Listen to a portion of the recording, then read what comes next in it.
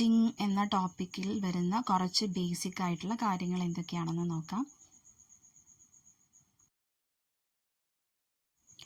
ഒന്നോ അതിലധികമോ നൂലുകളെ പ്രത്യേകം സൂചികൾ ഉപയോഗിച്ച് ഒന്നിലൊന്നായി ഇണക്കിയിരിക്കുന്ന കൊളുത്തുകളാക്കി തുണി നിർമ്മിക്കുന്ന രീതി. ഒന്നോ അതിലധികമോ നൂലുകളെ പ്രത്യേകം സൂചികൾ ഉപയോഗിച്ച് ഒന്നിലൊന്നായി ഇണക്കിയിരിക്കുന്ന കൊളുത്തുകളാക്കി തുണി നിർമ്മിക്കുന്ന രീതിയെ പറയുന്ന പേരാണ് നിറ്റിംഗ്. നിറ്റിങ്ങിന് തുടക്കം കുറിച്ച രാജ്യം സ്കോട്ട്ലാൻഡ് ആണ്. 15-ാം നൂറ്റാണ്ടിലാണ് സ്കോട്ട്ലാൻഡിൽ നിറ്റിങ്ങിന് തുടക്കം കുറിച്ചത്. നിറ്റിങ്ങിന് ഉപയോഗിക്കുന്ന നൂലുകൾ കമ്പിളി നൂല് അല്ലെങ്കിൽ നൈലോൺ ആണ് നിറ്റിങ്ങിന് ഉപയോഗിക്കുന്ന നൂലുകൾ. ഇത്തരം നൂലുകൾക്ക് എലാസ്റ്റിസിറ്റി കൂടുതലായിരിക്കും. അതുപോലെ തന്നെ ട്വിസ്റ്റ് കുറഞ്ഞ, അതായത് പിരിമുറുക്കം കുറഞ്ഞ നൂലുകളാണ് നിറ്റിങ്ങിന് ഉപയോഗിക്കുന്നത്. നിറ്റിങ്ങിന് ട്വിസ്റ്റ് കുറഞ്ഞ നൂലുകളാണ് ഉപയോഗിക്കുന്നത്. അതുപോലെ തന്നെ ഇലാസ്റ്റിസിറ്റി കൂടുതലായ കമ്പിളി, നൈലോൺ മുതലായ നൂലുകളാണ് നിറ്റിങ്ങിന് ഉപയോഗിക്കുന്നത്. ഇനി നിറ്റിംഗ് 2 വിധത്തിലാണുള്ളത്. ഒന്ന് വെഫ്റ്റ് നിറ്റിംഗ്, അതായത് കുറുകെയുള്ളത്, തുണിയുടെ കുറുകെയുള്ളത് വെഫ്റ്റ് നിറ്റിംഗ്. ഇനി രണ്ടാമത്തത് വാർപ്പ് നിറ്റിംഗ്, അതായത് നെടുകെയുള്ളത് വാർപ്പ് നിറ്റിംഗ്. അടുത്തതായി നിറ്റിങ്ങിന് 3 തരം ഘടനകൾ ആണുള്ളത്, അതായത് 3 ടൈപ്പ് ഓഫ് സ്ട്രക്ചേഴ്സ് ആണുള്ളത്. ഒന്ന് plain knitting, 2 rib knitting, 3 purl knitting. 1 plain knitting, 2 rib knitting, 3 purl knitting. Knitting തുണികളിൽ, അതായത് നിറ്റിംഗ് ചെയ്ത തുണികളിൽ നീളവശത്തിൽ കാണുന്ന ലൂപ്പുകളെ പറയുന്ന പേര് വെയിൽസ് അഥവാ വെയിലുകൾ. നീളവശത്തിൽ നിറ്റിംഗ് ചെയ്ത തുണികളിൽ നീളവശത്തിൽ കാണുന്ന ലൂപ്പുകളെ പറയുന്ന പേരാണ് വെയിൽസ് അഥവാ വെയിലുകൾ. അതുപോലെ തന്നെ നിറ്റിംഗ് തുണികളിൽ കുറുകെ കാണുന്ന ലൂപ്പുകളെ പറയുന്ന പേരാണ് കോഴ്സുകൾ അഥവാ കോഴ്സ്. നിറ്റിംഗ് തുണികളിൽ കുറുകെ കാണുന്ന ലൂപ്പുകളെ പറയുന്ന പേരാണ് കോഴ്സുകൾ. 1 ഇഞ്ച് നീളത്തിലുള്ള നിറ്റഡ് തുണിയിലെ വെയിലുകളുടെയും കോഴ്സുകളുടെയും എണ്ണത്തെ അടിസ്ഥാനപ്പെടുത്തി പറയുന്നത്. 1 ഇഞ്ച് നീളത്തിലുള്ള നിറ്റഡ് തുണിയിലെ വെയിലുകളുടെയും കോഴ്സുകളുടെയും എണ്ണത്തെ അടിസ്ഥാനപ്പെടുത്തി പറയുന്നതാണ് കൗണ്ട് അഥവാ മൂല്യം. കൗണ്ട് അഥവാ മൂല്യം.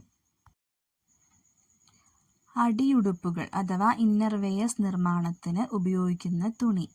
ഇന്നർവെയേഴ്സ് നിർമ്മാണത്തിന് ഏറ്റവും അധികം ഉപയോഗിക്കുന്ന തുണിയാണ് നിറ്റഡ് ക്ലോത്ത്. എന്തുകൊണ്ടാണെന്ന് നോക്കാം. റീസൺ: ട്വിസ്റ്റ് കുറഞ്ഞ അഥവാ പിരിമുറുക്കം കുറഞ്ഞ നൂലുകളാണ് നിറ്റിങ്ങിന് യൂസ് ചെയ്യുന്നത്. നാരുകൾ ശരിയായി പിരിച്ചിട്ടില്ലാത്തതിനാൽ കൂടുതൽ വിയർപ്പ് വലിച്ചെടുക്കാൻ സാധിക്കുന്നു.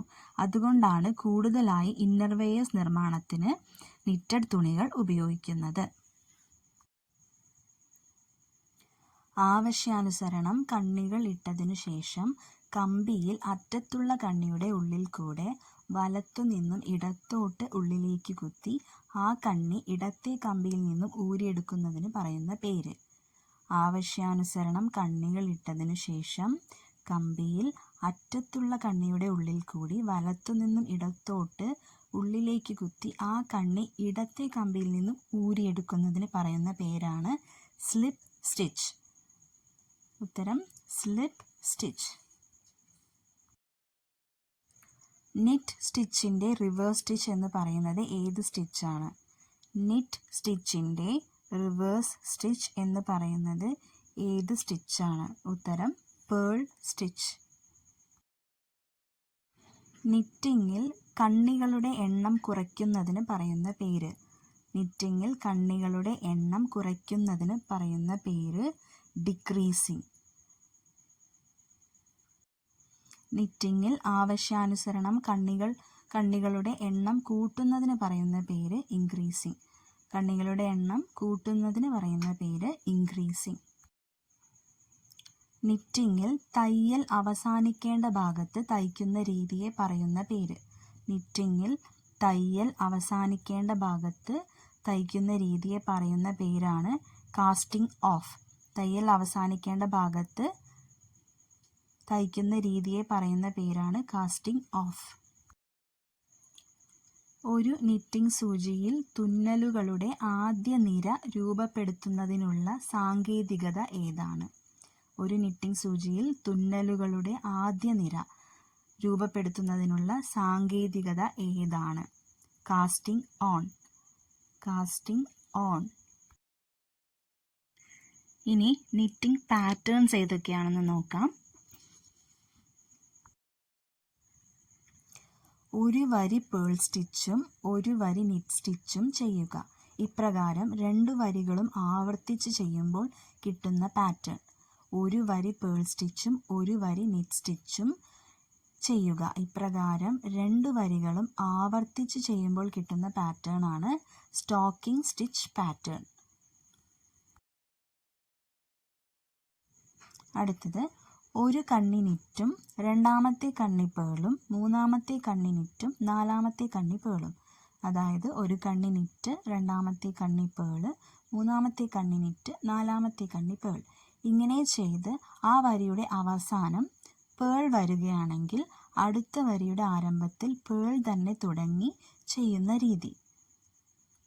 ഇങ്ങനെ ചെയ്യുന്ന രീതിയെ പറയുന്ന പേരാണ് മോസ് പാറ്റേൺ.